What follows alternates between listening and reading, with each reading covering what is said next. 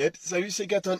Ouais, je sais, encore dans ma bagnole, mais quand on a deux enfants en bas âge qui ont eu tout un tas de cadeaux à Noël et qui jouent avec des trucs, et en plus de ça, les gens s'amusent à offrir des jeux bien bruyants à vos enfants, je pense que je suis pas le seul à connaître ça. Enfin bref, là j'ai un petit moment de calme avant d'aller au boulot. Je vais attaquer la dernière partie des phénomènes qui peuvent vous amener à penser que vous êtes lié à du paranormal. En fait, pas du tout.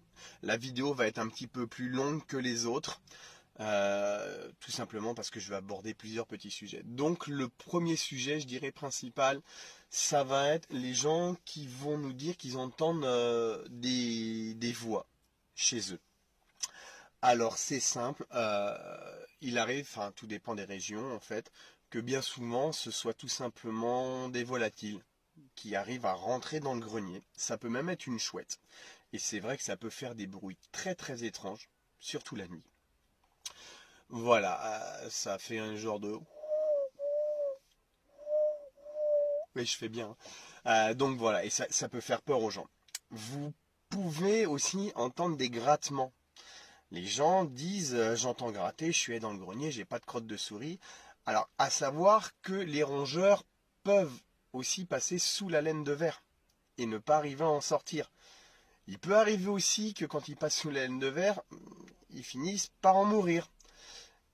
Ils meurent et ils se décomposent et ça fait des taches sur vos plafonds sans que vous sachiez ce que ça peut être. Les rongeurs, ça gratte.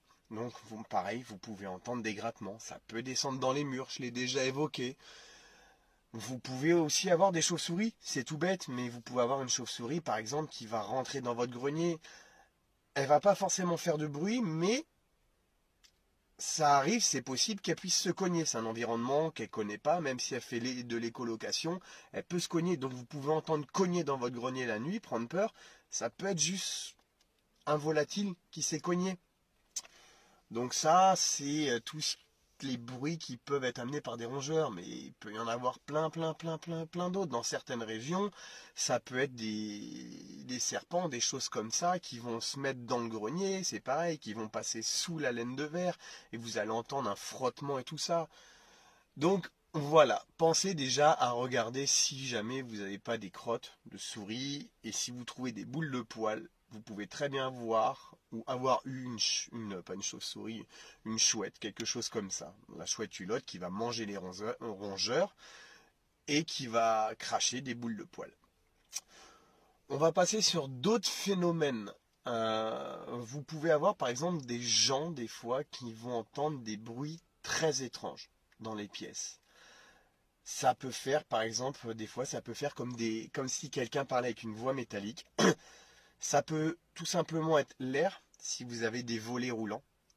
L'air, en fait, qui va rentrer dans votre coffrage et quand il va passer entre les lames, ça peut faire un bruit comme ça. C'est possible. Vous pouvez avoir des fois des odeurs, par exemple, chez vous. Moi, situation personnelle, quand j'ai acheté ma maison, il y avait ma fille qui était dedans, donc je précise, ma fille avait 6 ans. Ça sentait le tabac dans sa chambre. Et je me suis dit, mais qu'est-ce que c'est ce bordel? Et l'odeur est partie, au bout d'un moment, je me suis dit, tiens, c'est bizarre. Et c'est revenu, et en fait, on s'est aperçu, dès qu'il faisait beau, le soleil, quand il tapait sur le mur du fond, parce que par rapport à comment c'était positionné, le soleil ne pouvait taper que sur le mur du fond, et bien quand le soleil tapait sur le mur du fond, ça faisait ressortir une odeur immonde de tabac froid. Et un jour, j'en ai eu ras-le-bol, j'ai repeint, il y avait toujours l'odeur.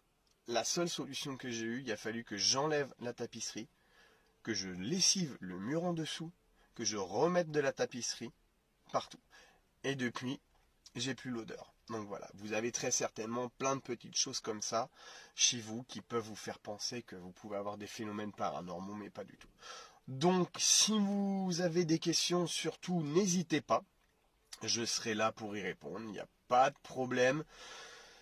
Euh, des fois, ça peut prendre un petit peu plus de temps que d'autres, donc n'hésitez pas à me contacter sur ma boîte privée ou n'hésitez pas à contacter sur le groupe et voilà, ou à mettre des commentaires. Donc sur ce, je vous fais des bisous, je vous dis ciao et puis à plus.